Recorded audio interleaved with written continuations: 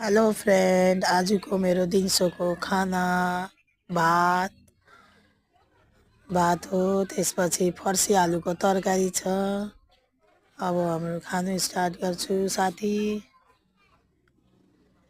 First bite खायो। साथी मैले फर्स्ट बाइट लिनु खाँथेँ। फर्स्ट बाइट खायो है साथी।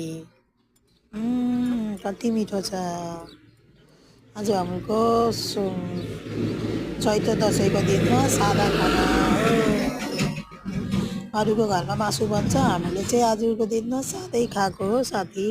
किनकि आज मेरो जिउ सन्चो छैन, त्यही खातिर सादै खाएको मैले। मेरो भिडियोलाई सुरुबाट अन्तिमसम्म हेरिदिनु साथीहरू। हेरेर मेरो भिडियोलाई मलाई सपोर्ट गर्नु साथीहरू। तपाईँको सपोर्टले म अघि बढ्नु सक्छु। म भी तपाईँहरूको जस्तो एउटा आम नागरिक हो। केही गरौँ भने छ लाइक सब्सक्राइब गरिदिनु मेरो च्यानलमा। Thank you so much my friend.